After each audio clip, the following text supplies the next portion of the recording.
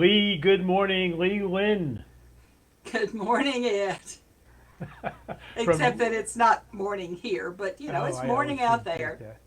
And who knows what time it is where people are watching this from 24 hours a day. We hope they are anyway. Where are they watching us from, Lee? Where can you pick up this show? Well, you can pick it up anywhere in the world, but it's on Rare Book Cafe Coffee Break on either Facebook or YouTube. Very good. Facebook or YouTube. Lee, this is the seventh season for the Rare Book Cafe. And it's been quite a ride. It's gone from an hour broadcast with several guests to shorter segments with people who are exhibiting at the Florida Antiquarian Book Fair, and now our new format, Coffee Break. And in between, there was an even longer. We were on the air for an hour and a half or 2 hours. A Oh couple of gosh, weeks. I know. It's hard to shut us up. We've So discovered. this is coffee break. Let's see, that would make this volume 7, first edition, third chapter. I don't know. I don't know either. And it all depends on what order Alan posts these in. Yeah, that's true too. Lee, I apologize. I didn't shave today, so tune in, folks, on Facebook or YouTube at the Rare Book Cafe and see my unshaven face. I'll get to it next week. It's a nice Well, thing from working from that's home. fine. Though. You can let it grow. We don't mind. We were rare books, and this week we want to talk about some rare books or some rare ephemera, some rare letters. I had the good fortune this past week of picking up 2 items. The first, let's see if you can see this here, is a small little book of science and health by Mary Baker Eddy, the founder of Christian Science Faith. That's really something exciting to find. It is. There's only 2 other copies out there. One and both of them are in the low 5 figures. I don't own this. I'm taking this on consignment, but I'm very excited to handle it. And along with it came another Mary Baker Eddy Science and Health first edition, Oh wow. 1875. Now it's got a crack down the spine here, and that's going to do something. And quite frankly, the cover's off too, so I'm going to have to put some money into it. But to have both of these books together is going to make a nice little item. And that will be an opportunity to practice your new bookbinding skills. That's right. I You will practiced be my able new to. bookbinding skills before I flew the coop in September. That's right. I've had later editions of that, but I don't think I've ever had my hands on it first. Yeah, this is going to be a lot of fun for me.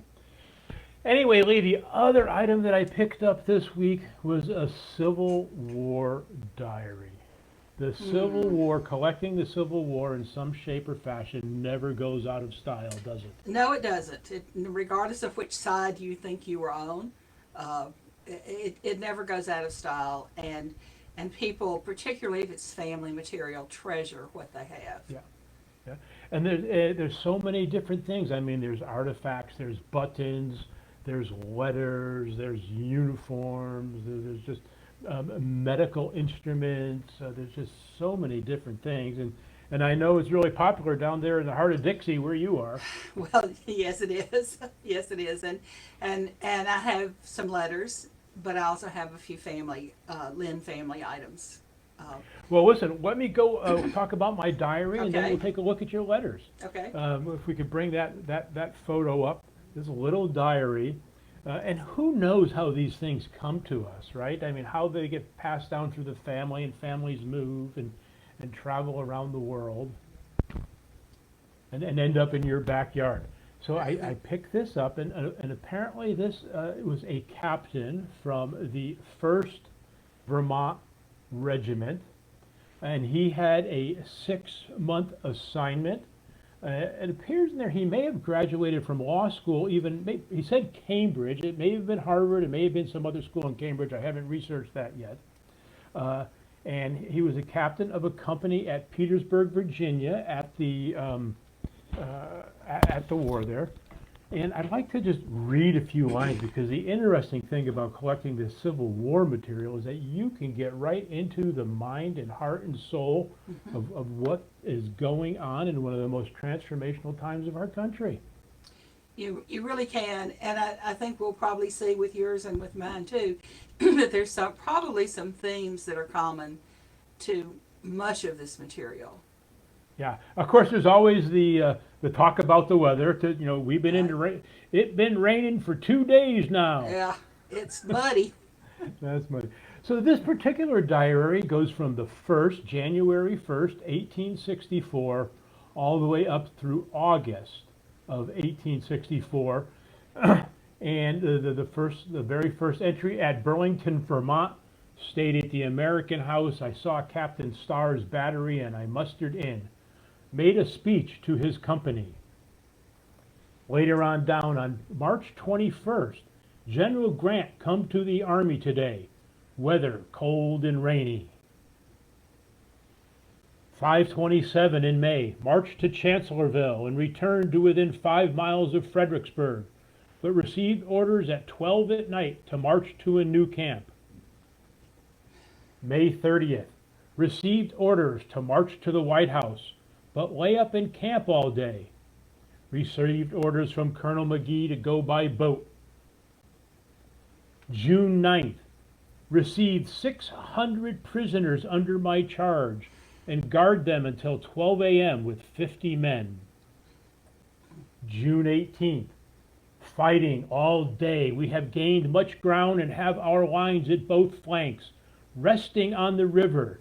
The city is closely invested. The Vermont 1st Brigade has been left in reserve. And finally, the last entry in the diary, received 2 months' pay, could not get transportation. 2 years ago today, I received my degree at Cambridge, bought Mr. Harvey's library and hired his office for 1 year. Started for home at 12 p.m. So he was at Petersburg? Yes. Is that what he's referring to? Yep, Okay. yep. Okay. Well, it's an interesting diary. I think one thing that I find in a lot of the letters that I have is more about how much they miss home and how bad the food is. Maybe his food wasn't that bad. And then of course we're gonna beat the Yankees kind of thing because most of them are Southern. Now, Lee, did you say you had some from your personal family inheritance? Well, I don't have letters from them, but I do have, and the pictures we have are there at the end. So let me save that kind of until the end. Oh, okay, okay, great. But I have a couple of letters. This is written by a soldier who is part of the 23rd Regiment of the Georgia Volunteers from Yorktown, Virginia, in 1862, and to his cousins in Ackworth, Georgia, which is about 40 miles from here. Oh my. And his name is Elliott Martin, and he talks about how glad he was to hear from his cousins, and it was the dullest Christmas I ever saw in my life. Not so much as a dram. We ain't allowed no spirits here. If we can slip a little, it ain't worth nothing. He talks about how difficult it is to get anything. They can buy oysters at a fair price. They're at Yorktown, so oysters are available, but that's about it. They're just sitting around waiting for a fight, and it says that they could see some ships and that the Yankees knew. I saw 9 Yankee ships the other day. They all know we ain't got no vessels to fight on water, but just let them come to land and some man's son will be hurt bad. Whoa. And so that was, the attitude. They're fixing for a fight. Right. But they're sitting around doing nothing, basically. Yeah. A lot of them are sick. They have no salt. He said that they sometimes have a little pickled pork, sometimes coffee, no vegetables. The Army's in bad health. 5 of his company had been discharged because of illness, and so they must have really been sick. They're building winter quarters, and they think they will improve in health when that's done. But he's gaining weight.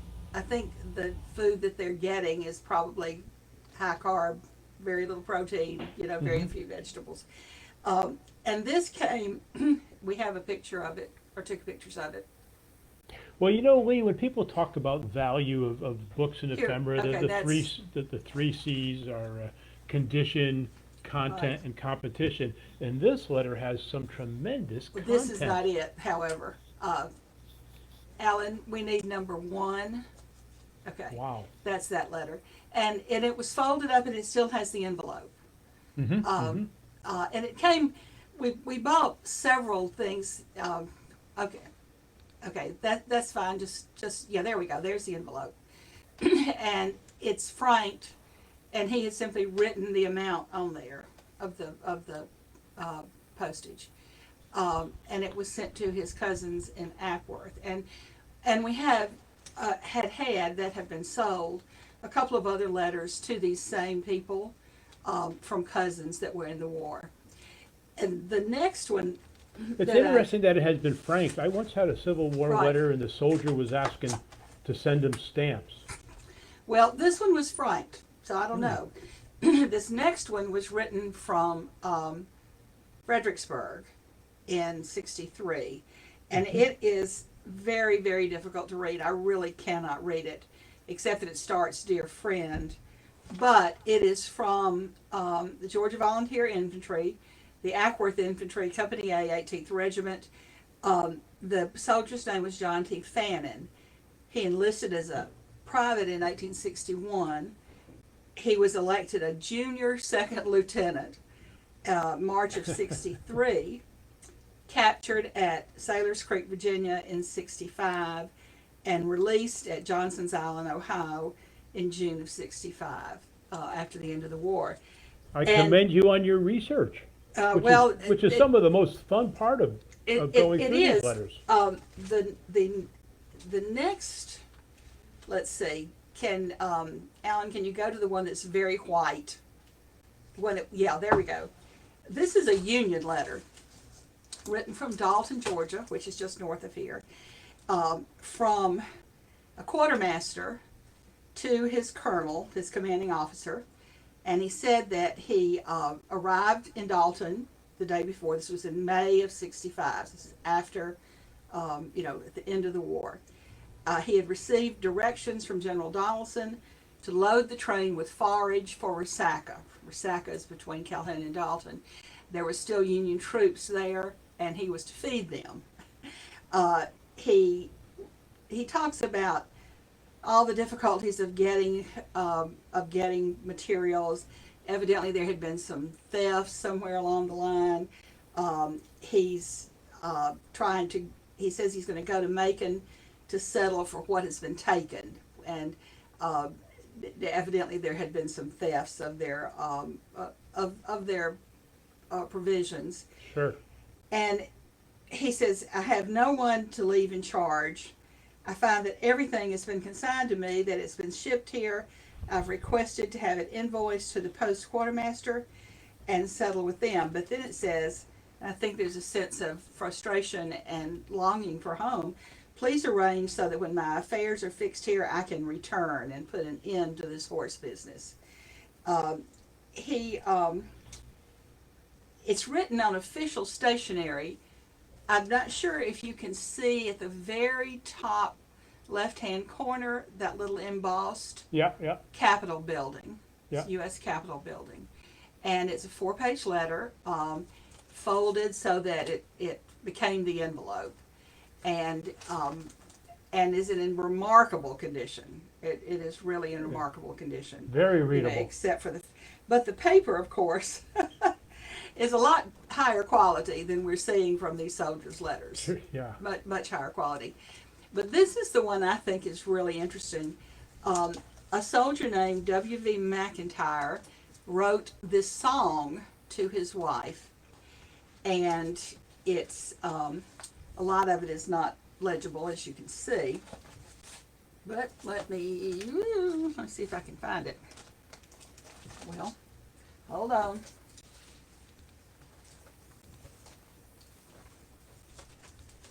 Well, maybe I can read it off of this. It says it's to be sung to the tune of "The Dove." but I could not find a song from that era that it would have fit with. So, and I'm not going to sing anyway. My dearest wife and children too, how glad it would be to meet with you. The thought of it gives me some relief when I am sad and filled with grief. And he spells grief a couple of different ways there, and he decides to use GREAF in later later portions of the song. And it goes on, you know, about how happy he would be to see his wife and children. And we get down to, it's like 10 or 12 verses long, but we get down to verse 7. And the cause of it is to defend a home for you and every friend. For we are, let me think if I can read that. For we are hope that now will fight for all our something Southern rights. So this was this was written by wanting to defend the South. Well, quite the variety of material and quite the really deep dive introspection into people's, you know, heart and soul, And who they are. I think that Otherwise, we wouldn't know anything about these people. No, I think it's a common thread, and it's certainly been in other letters that I've had, that this longing for home, the focus on the conditions, and plus the bring on those Yankees. We're ready for that. Yeah. I do have, and I think Well, I think we're getting about to the 1-5 Okay. mark here. okay. One, just look at this one more. Alan, it would be the very last one that you have. You know, at the end of the war, Confederate soldiers were taken prisoner, and they had to have a paroled prisoner's pass to go home. And this is one that was issued to my husband's great-great-grandfather. Ooh, Bill Or Lally. Great, I'm not sure. Triple G. Yeah. And who was paroled from Kingston, Georgia, which was close to his home in Bartow County, and Cassville. And he then became tax collector for that county. And I have boxes of his tax forms from his time as tax collector. And his father, whose name was Alfred Major Linn, the major was a name, not a title, and he served as a private. And I have some of the muster rolls from his company. We don't have copies of those, but maybe you can, I don't know whether you can see these or not. We've got a These are reflection. copies from the Georgia Archives is what these are. So, but these were muster rolls and from his company, plus some receipts for clothing, which was kind of surprising, and that was in 1864 because there wasn't much Confederate clothing around. I mean, soldiers were wearing whatever they left the farm in, you know, basically. So there wasn't much of that. But these are copies that were made through the Georgia Archives. Very nice. Nice So, collection to family to have and pass on down. Have had I've had a good bit of that. I went through it yesterday to see what was still there, but there also is a book that probably a lot of our listeners are familiar with called Children of Pride, which is a collection of letters from a family in South Georgia in Liberty County that is a fascinating history of one family's involvement in the Civil War. It's really an interesting book. So many different directions to go. Go. All right, Lee, I don't know what we're going to talk about next week, but I'm sure we'll figure it out by Imagine then. we will. And don't forget to subscribe on Facebook or YouTube. And Just hit that subscribe button and we'll push you a That's right. notification of when it's going to be. and we also need to remind people of our sponsors, the Florida Antiquarian Book Fair and Biblio. So, and please leave comments. You could leave comments, and leave suggestions and tell us where you're from and where you're watching from, because that's always interesting, because we find watchers worldwide. Or we And hope we if there's do. a subject you'd like us to cover, just let We'll us do know. it. We'll do it. See you next week, Lee. Okay.